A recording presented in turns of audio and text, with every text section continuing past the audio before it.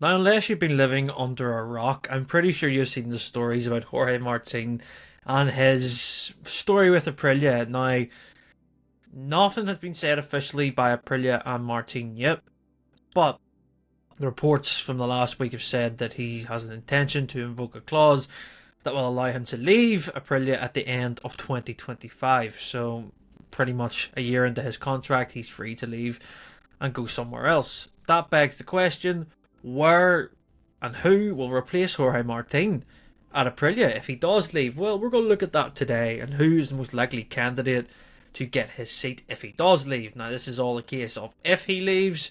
Like I say, nothing is official, but he did post something yesterday on Instagram for the first time saying that this comeback is personal with the caption day one. I'm not sure what that means. Does that mean he's back in training?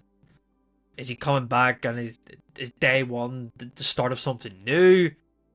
I don't know, but we'll see what unfolds over the next few weeks, months with this story. But yeah, let's look at who is the most likely candidate to replace Martin. You know, it's an odd year in a contract cycle. It's kind of out of tilt with everything because everything will be sorted next year for 27 with majority of the teams. But there is some options in there for Aprilia to look at if Martin was to go. Let's look at the Italian angle. Now, they've already got an Italian rider with Marco Bezzecchi. And there's no secret that, of course, it's an Italian factory, Italian team. But the ethos of that team, it feels very Italian. I can't explain that. They're a very proud Italian team. And to have an all-Italian lineup would be something very cool. We've seen Ducati do that as recent as last year and the year before that with Enea Bastianini and Pecco Bagnaia. It's very patriotic. It feels as a symbol of Italy to have an Italian team with Italian riders. It's something that, to be honest, is not uncommon. We've seen it across multiple sports. But you look at the Italian angle, the best of that bunch, and who's probably available. And let's forget, we can talk about other stipulations in this. There's other riders who aren't happy at certain teams. And the first name that I'm going to suggest, and it's linked to Jorge Martin with the reports, is Luca Marini. Now, Luca Marini is out of contract this year with Honda, and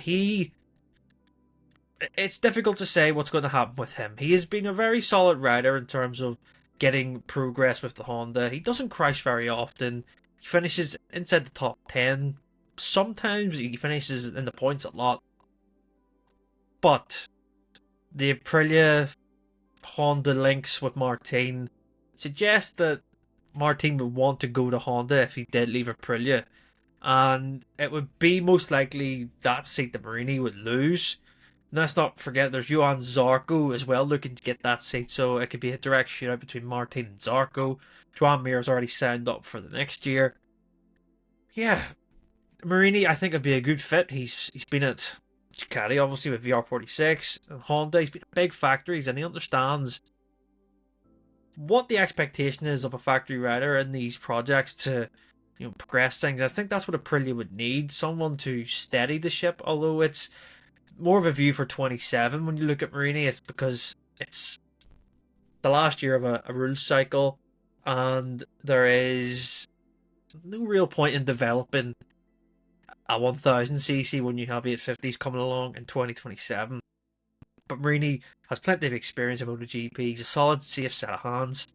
And I imagine, budget-wise, he wouldn't cost as much as some other riders. And I have mentioned another Italian rider here. He is currently in his first year at KTM. And let's be honest, it's not been a roaring success for Enea Bastianini.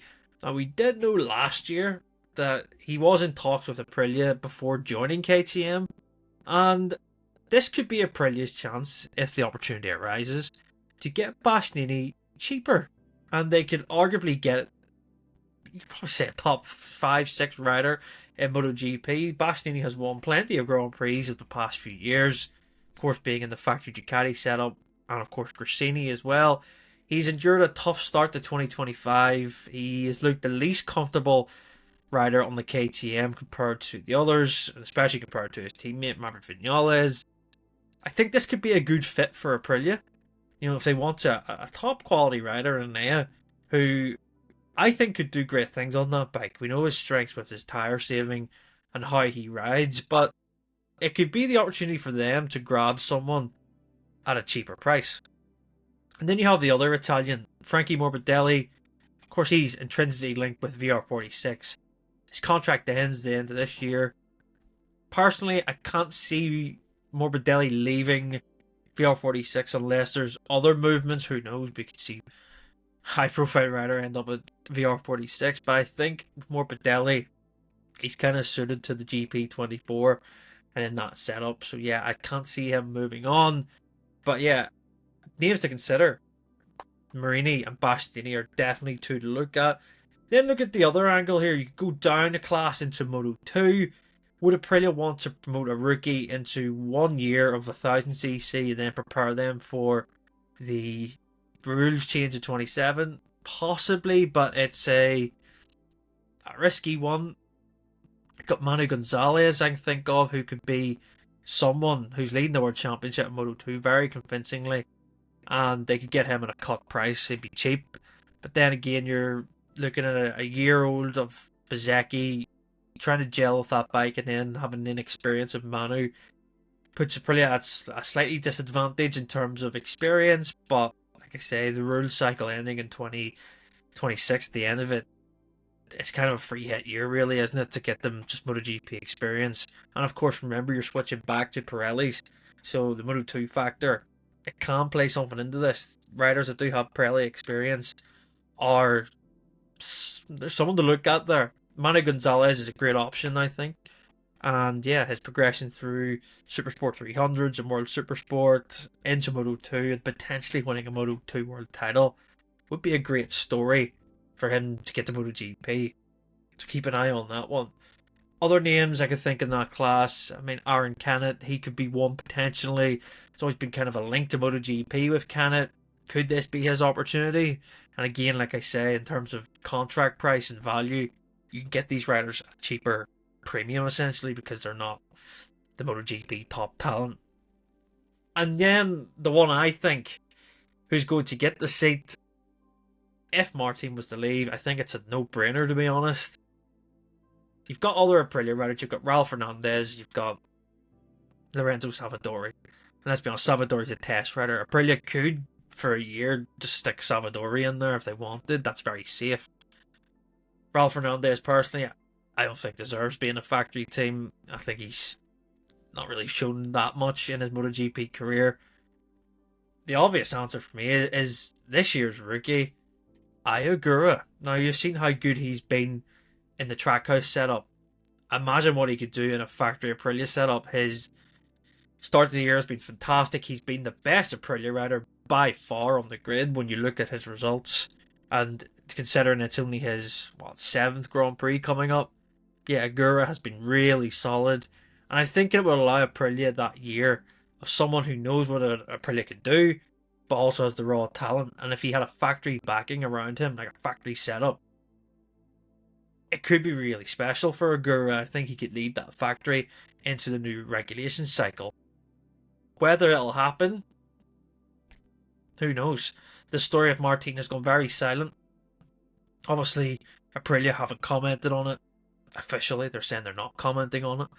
So yeah, make of that what you will. But I do think Agura would be the best fit for a stopgap year to see what he can do in the factory team. And yeah, let me know what you think in the comments below. Have I missed anybody? I haven't looked at World Superbike. I'm not even going to suggest Toprak Razgatlioglu because that would be something pretty special. Could you imagine that? Who knows at this point of this saga with Martin and Aprilia. But yeah, an interesting angle looking at who could potentially replace him if he does leave. Let me know your thoughts, like I said, in the comments. Subscribe if you're brand new. And stay tuned for more content. We've got a special interview with a certain MotoGP World Champion coming after this weekend at Silverstone. So looking forward to that. Listen to the podcast and you'll hear it. And yeah, take care. And we'll see you next time.